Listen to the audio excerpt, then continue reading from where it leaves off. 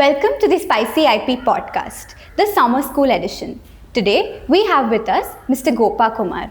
Welcome, sir.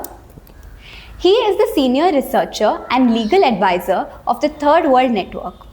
This is an independent, non-for-profit organization that works on advocacy and research with respect to trade and development, specifically focusing on the third world countries. We have a couple of questions for you, sir. Could you give us a brief on what TWN does as an organization and the kind of work that you are involved in? Thank you, Sonisha, for having me and give this opportunity to explain about some of our work. Right. So most important thing is that the TWN now is completing 40 years and it was established in 1984 and it sort of came out from a big international conference focusing on the third world development crisis that time.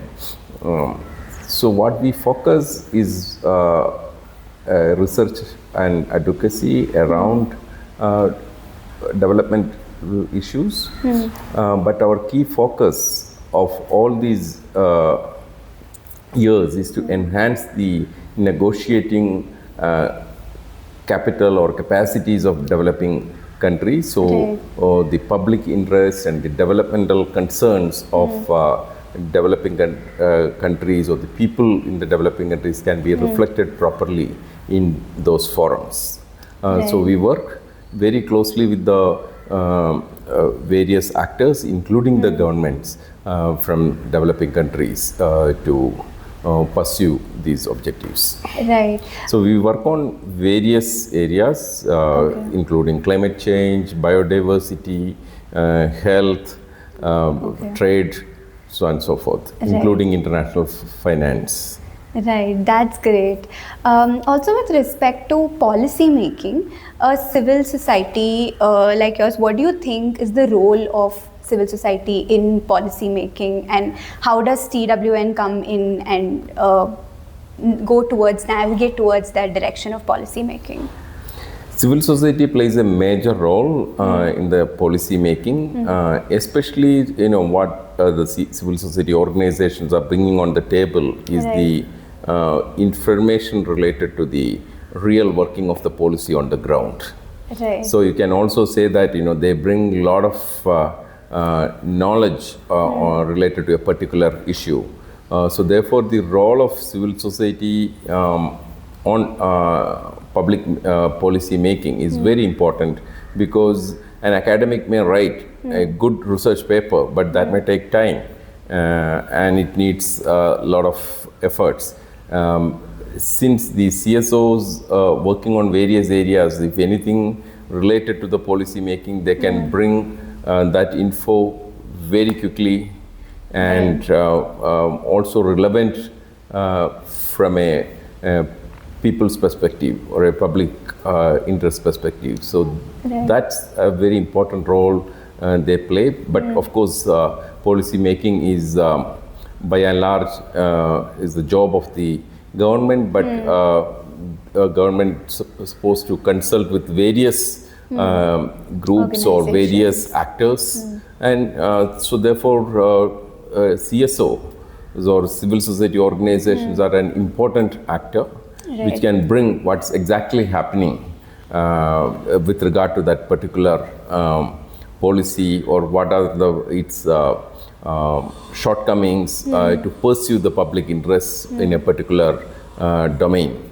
So therefore, we cannot ignore CSOs, and CSOs constitute an important actor, and also plays a major role in the overall knowledge production related to that particular issues, where the public policy or policy making is to take place. Right.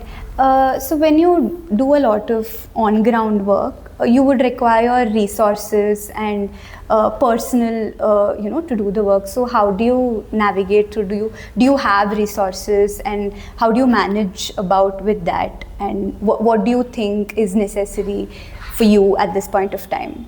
The resource is always a constraint, but the challenge is to use that limited resources and to do the maximum work.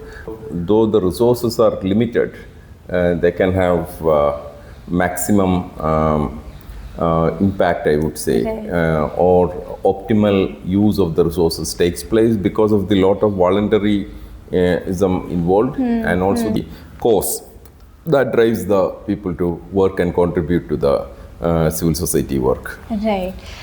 So if a student wants to contribute to a civil society, or if anybody else who's interested in research and advocacy wants to contribute to TWN or any civil society, do you have any suggestions or guidance for them, and how would they be able to do work with you?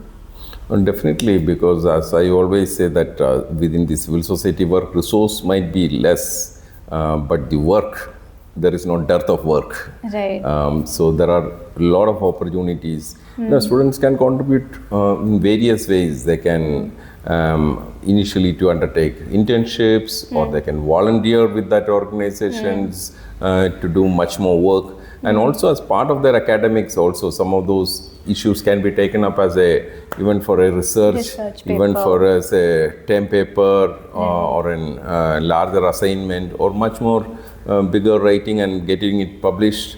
So and these would be things which are relevant now, and which would actually make a difference to students when they take up such things. Exactly. So if you look at the legal research, many times students are tempted to just take cases, already decided judgments, and analyze it, etc., without looking at what's happening on the ground. Working with the civil society or to identify the cause where various civil society organizations are working, they can take it up and to do further research and even contribute that research even to the civil society organizations work. So there are immense scope, and but I would say that voluntarism is very important. So that drives the work. Could you give an example of anything, say, you're working on, and on how students could contribute to that? Could you give an example of any topic that you would probably be working on right now, and explain on how relevant it is at this point of time, and how, if students contribute to that, how relevant it would be for them? So definitely there are various, even on, let's take the example of decisions of the court. On patent related matters.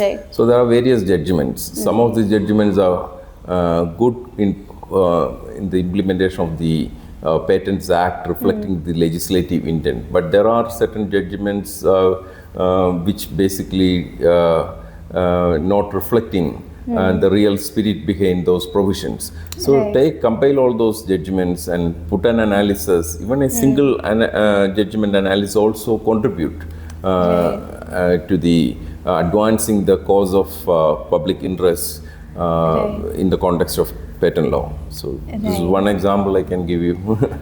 Thank you so much, sir.